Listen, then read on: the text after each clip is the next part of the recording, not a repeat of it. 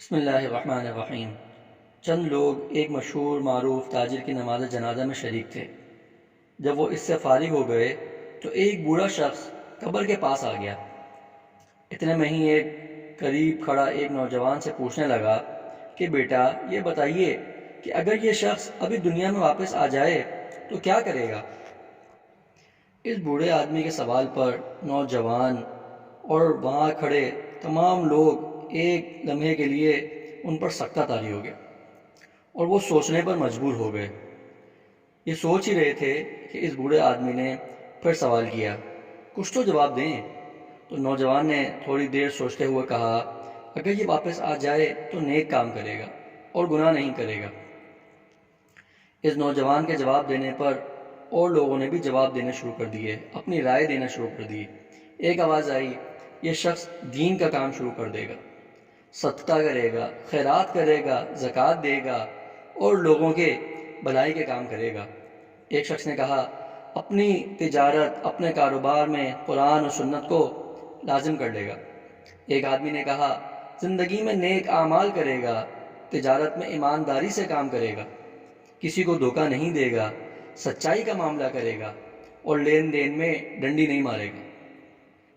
ابھی یہ سوال و جواب کا سلسلہ چل ہی رہا تھا کہ بوڑھے نے کہا، ہم سب کی باتوں کا خلاصہ ایک ہی ہے کہ یہ اپنی تجارت اور اپنی زندگی میں اللہ کی نافرمانی سے بچ کر تقوی والی زندگی گزارے گا اور سنت نبی کریم صلی اللہ علیہ وسلم کی سنت کی پیروی کرے گا۔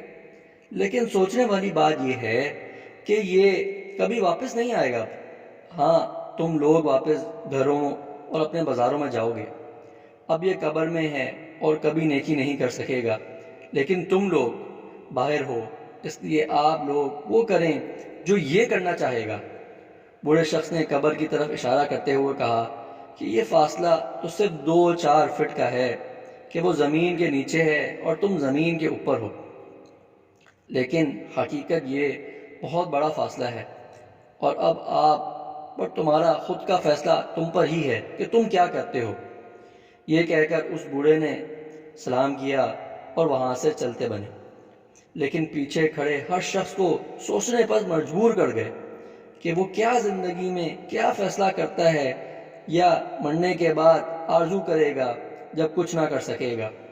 ہمیں بھی آج فیصلہ کرنا ہے کہ ہم نے اپنی زندگی کیسے گزارنی ہے، کہ اللہ تعالیٰ کے احکامات اور نبی کریم صلی اللہ علیہ وسلم کی تعلیمات پر عمل کرنا ہے یا اپنی من مرضی کرنی ہے اور اپنی من مرضی کے مطابق زندگی گزارنی ہے۔ یہ ہم سب کے لیے سوچنے کا مقام ہے کہ ہم کیا کرنا چاہتے ہیں۔ اللہ تعالیٰ ہمیں اپنے مرضی کے مطابق جو اللہ تعالیٰ چاہتے ہیں ویسے زندگی گزارنے کی توفیق عطا فرمائے۔ وآخر دعوانا الحمدللہ رب العالمین۔